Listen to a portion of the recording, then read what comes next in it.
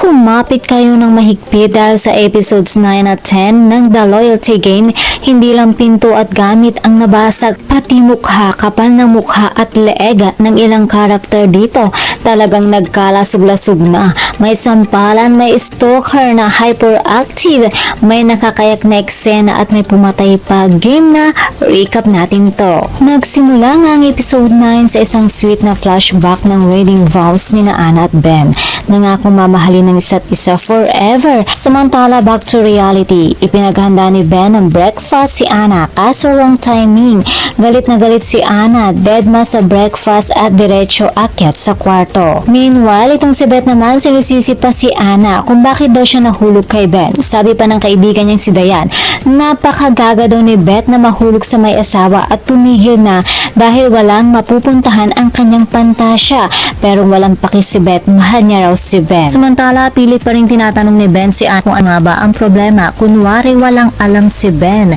Dito na sumabog si Anna, binasag ang picture frame at kinumpronta si Ben. Nakita niya raw si Ben at Beth sa wharf na naghahalikan. Walang kaalam-alam si Anna na set up lang talaga ang lahat. Giit naman ni Ben, hinalikan lang daw siya at hindi siya ang humalik. Ben, parehas lang daw yun, sabi ni Anna. At nang tanungin ni Anna kung may relasyon sila, mabilis na sumagot si Ben na wala.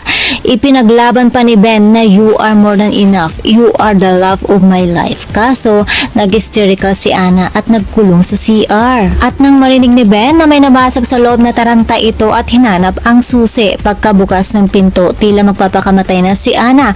Inagaw ni Ben ang matulis na bagay at sinabing siya na lang ang saksakin kesa saktan ni Anna ang sarili dahil hindi niya kayang mabuhay nang wala ang asawa. At nang kumalma na si Anna, nagpasa siyang umuwi muna sa Mama Imelda niya. Gustong-gusto ko yung part na sinabi ni Janine, ganun, parang grabe ang timing ng hininga niya, yung hikbi, parang sobrang galing ni Miss Janine. Sa pagpapatuloy, pinayuhan naman ni Imelda si Anna na mali ang pagpapakamatay at dapat tinatanggal ang tukso. Ayaw niyang matulad si Anna sa kanya na iniwan dahil sa kabet. At speaking of kabet, ayan, itong si Beth, di ba bagay kabet, Beth, kaya pala Beth ang pangalan nito dahil kabet. Feeling na sagasaan daw ng sasakyan. Hit and run daw ang peg, sabi naman ni Dayan. Gusto niya na lamang daw saksakin ng barbecue stick si Beth para magising sa katotohanan. Samantala, persistent naman itong si Ben. Nag-camp out sa labas ng bahay ni Imelda buong gabi. Lumabas na ang papa ni Anna na si Renato para pakiusapan si Ben na umalis na muna para walang eksena.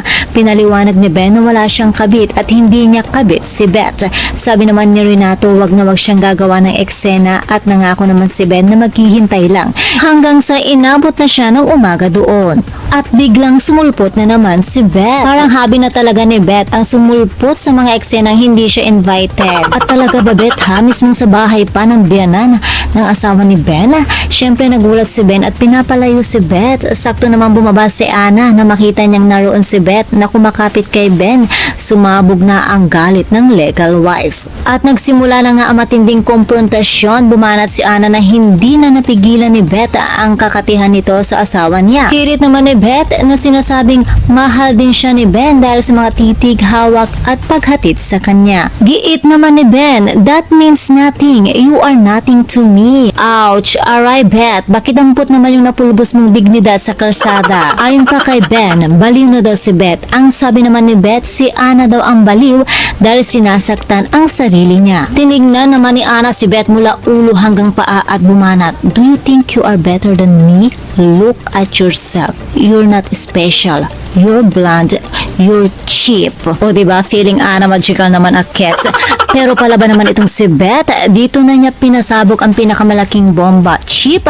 Baka ikaw ang cheap? Sino sa atin ang mas cheap? Yung nag-hire ng loyalty tester o ako na ginusto ng asawa mo? Kaya naman inamin na ni Beth kay Ben na siya ang hinar ni Anna na maging loyalty tester. Kunwari naman nagulat itong si Ben. Kunwaring wala siyang alam pero ang totoo niyan alam niya na ang lahat. At dahil nga dito, pinagtabuyan at isinara na ni Ana ang gate kay Beth. Si Beth naman ay yung nag-iiyak sa kalsada habang pinagtitinginan ng mga tao. Okay lang naman yan, Beth, deserve mo naman. Pagpasok sa bahay, nagpaliwanag si Ana kay Ben na kaya lang niya nagawa yon ay nung gabing nawala ito at may mga kilos na kahinahinala. Nagsorry si Ana at naiintindihan naman ni Ben at nagkaayos din ang mag-asawa. Pinayuhan naman ni Imelda si Ana na magpatingin sa therapist para sa emosyon nito. Samantala, itinapon naman ni Diane ang phone ni Beth para hindi na ito makatawag kay Ben. Nang ipilit pa rin ni Beth na mahal siya ni Ben, isang malaking sampal ang ibinigay ni Diane sa kanya para magising sa kahibangan. Samantala, pagkatapos naman ng appointment ni Ana sa therapist, ay niyaya siya ni Ben na pumunta sa isang lugar. Syempre, hindi naman mawawala sa eksena si Beth na parang may attendance siya sa bawat eksena ni Ben. At dinala na nga ni Ben si Ana sa isang romantikong lugar kung saan nila inalala ang kanilang wedding vows. Nagutom naman si Beth kaya hindi na ito nakasunod. On the other hand, naikwento naman ni Diane kay Bridget ang kagagahan ni Beth. Gaga Ultra Pro Max daw talaga itong si Beth, sabi ni Bridget. Samantala, nag-alay naman sila ng bulaklak para sa kaibigan nilang si Angel na hanggang ngayon ay hinahanap pa rin nila. Bigla namang dumating ang tatay ni Kaloy. Ibabalik kaya ni Diane ang bata sa ama nito? At heto na sa isang cafe habang nag-uusap sina Ana at Katrina, bigla namang sumulpot na parang multo si Beth. Bungad agad sa legal wife, palayain mo na si Ben. Grabe Beth ha, pati hangin mahihiya na sa'yo. Iba ang confidence mo, kahit ilang beses nang nare-reject, tuloy pa rin ang audition. Sabi pa ni Beth, may ibang babae pa raw na kinatagpo si Ben na baghanda na ang tinutukoy ay si Mara. Dahil ayaw maniwala ni Ana, sinampal ni Beth si Ana para daw magising, pero hindi papalag ang legal wife. Magkabila ang sampal ang iginanti ni Ana, sabay binitawan ng iconic line, "You can reach all you want, but you can never ever touch what is mine." Taray ni legal wife, pak na pak. Beth, ilan pa bang sampal ang kailangan mo para ma-refresh ang operating system mo? Kung mas naawa pa ako sa bag kaysa sa kanya. At syempre, dito na natin malalaman ang malaking revelasyon tungkol kay Mara. May hidden agenda pala talaga ito. May motibo pala talaga ito kung bakit binabantayan si Regina. Dahil sa pagkamatay ng kanyang ama na hindi siya naniniwalang nagpakamatay, kundi pinatay ito. At may malaking kinalaman dito si Ben. Kaya naman nagpatulong si Mara kay Brian tungkol dito. Samantala, naikwento naman ni Ana ang pagsugod ni Beth sa cafe at ang sinasabi niyang kabit pa ni Ben. Tumawa lang si Ben at sinabing si Mary lang yun, dating katrabaho sa firm na nagkataong nakita niya, at naniwala naman si Ana. Sa sumunod naman na araw, nagkaroon ng groundbreaking event para sa Bagas Energy Plant na pinangunahan ni Ben. Naroon si Ana at Imelda para suportahan siya. At syempre, sino pa nga ba ang nakikipalakpak sa likod? Kundi ang ating professional stalker na si Beth na nag-effort pa sa kanyang outfit. Maya-maya pa ay biglang tinawag si Ben dahil may urgent daw sa opisina niya. Si Brian pala to na pumunta para mangutang kuno. Pero ang totoo niya, may ibang sadya talaga doon si Brian. Habang nag-uusap sila, nasilip ni Ben si Mara sa labas. Kaya naman iniwan muna ni Ben si Brian at pinuntahan si Mara. Something fishy. May kinalaman din kaya si Brian kung bakit naroon si Mara. At walang kamalay-malay si Mara at si Ben na nasundan na sila ni Beth hanggang sa bahay kung saan nakatago si Regina. Nako Ben, naisahan ka ngayon ni Beth. Pumasok si Beth sa bahay at narinig niyang nagsisigaw si Regina sa loob at humihingi ng tulong. Sinira pa ni Beth ang nakaharang sa bintana para tulungan ito at nagulat ng husto si Beth na makita ang mukha ni Regina. So yan na nga ang nangyari sa episode 9 at diretso na tayo sa episode 10. Nagpaliwanag si Ben kay Ana kung bakit hindi na ito nakabalik sa event. Ayon sa kanya, may emergency lamang daw na nangyari. And as usual, napaniwala na naman niya si Ana. Napansin naman ni Ben na nasirang harang sa bintana. Sabi ni Regina, may babaeng gustong tumulong sa kanya. Buti pa raw iyon, may malasakit. Nagtatago lang pala si Beth sa paligid. Lumabas si Ben para maghanap pero mga natumbang halaman lang ang kanyang napansin. At ubos ang sigarilyo. Samantala, nagkaroon ng sagutan sina Ben at Mara. Nagtataka si Ben kung paano nakapunta si Mara sa opisina niya. Sabi naman ni Mara, tinatawagan kasi siya nito pero hindi sumasagot. At nang sabihin ni Ben na kailangan niya nang umalis dahil may sarili siyang buhay, nagreklamo na dito si Mara. Sabi nga ni Ben, binabayaran at sinasahuran si Mara kaya asikasuhin ang trabaho.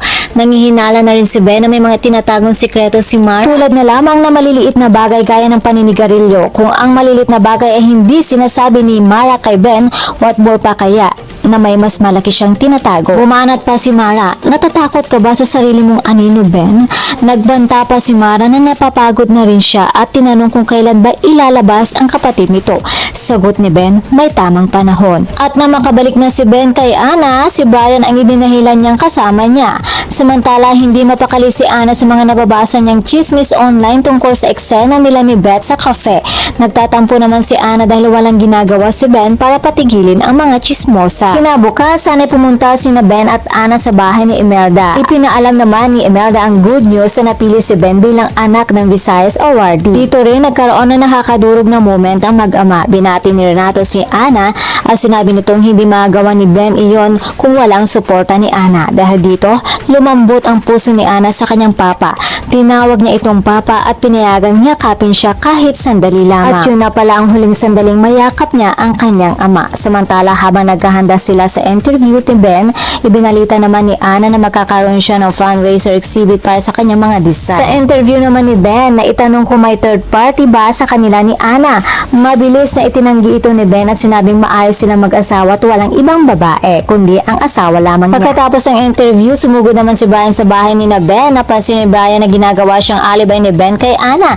Dito na ginipit ni Brian si Ben nang hingi ito ng 3 million pesos kapalit ng kanyang katahimikan para hindi niya ibulgar ang mga sekretong ikababagsak ni Ben. Pumayag si Ben pero sinabing aayusin muna ang lahat. At dito na nga nagsimulang masamang plano ni Ben. Nilagyan niya ng pampatulog ang tubig ni Ana para makalabas siya ng hindi namamalayan ng asawa. And as usual, attendance check muli itong si Beth.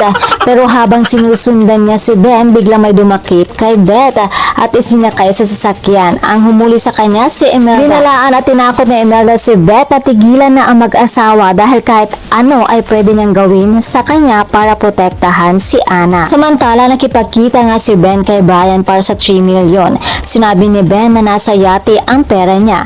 Ngunit tumangging sumama roon si Brian. Nang tumanggi ito, nagkasagutan sila at nagbanta na si Brian na sasabihin ang mga sekreto ni Ben. Kaya naman napilitan na si Ben na saktan si Brian at dinala niya na ito sa yate. At doon na nga ay tuluyan nang nagawa ni Ben ang plano niya kay Brian. At habang nag-aagaw buhay si Brian, ang sabi ni Ben, pumunta lamang daw siya sa Valiente para mamuhay ng tahimik kasama ang asawa niya. Pero ayaw siyang tigilan ng mga nanggugulo. Kaya naman wala siyang choice kundi patahimikin sila. Sabi ka na, Attorney Ben, sa galing mo maglinis ng ebidensya para kami PhD sa housekeeping, nakakaloka. At sa kabilang dako naman, naghanda ng surprise anniversary dinner si Renato para kay Imelda. Nagluto pa ito kaso hindi man lang ito na-appreciate ni Imelda. Sobrang nakakaawa talaga ang karakter dito ni Renato. Kinabukasan, kumatok si Juancho sa pinto para ibalita ang napakasakit na katotohanan. Wala na si Renato. Tila naiiyak na nakokonsensya si Imelda na hindi niya mawari talaga kung ano nga ba ang nararamdaman niya. At syempre nalungkot din si Ana nang ibalita sa kanya na wala na ang kanyang ama.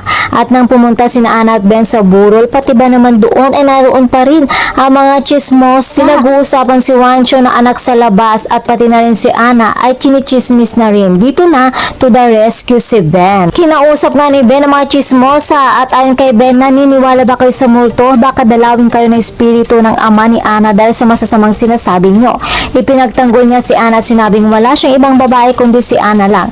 Nagpasalamat naman si Ana sa kanya. At sa araw ng libing, hindi na napigilan ni Imelda maiyak habang sinasabing I hate you so much sa yumaong asawa. Maging si Ana hindi rin mapigilan na malungkot kahit papano. At sa huling eksena naman ng episode 10, habang natutulog sina Ben at Ana, may narinig na kalabog si Ben sa ibaba. Pagbaba niya para tignan kung ano yon, laking gulat ni Ben, naroon si Regina sa loob ng bahay nila at kumakain ng cake. Sino nga ba ang nagdala kay Regina sa bahay nila? Si Mara ba o si Beth? Unti-unti nang nabubunyag ang mga may itim na sekreto ni Ben. 4 na episodes na lang ang nalalabi mga chika Doras, lalo nang nagiging duguan at suspenseful ang mga kaganapan. Sino nga ba ang nagpasok kay Regina sa bahay ni Ben at Ana? At matatakpan pa ba ni Ben ang pagpatay niya kay Brian at sa iba pa? At magiging Ben versus Ana ba ang ending? Well mga chika Doras, yan ang dapat nating abangan. And that's all for mga chika Doras. For more economic showbiz updates, please don't forget to like, share, and subscribe my channel. Thank you for watching.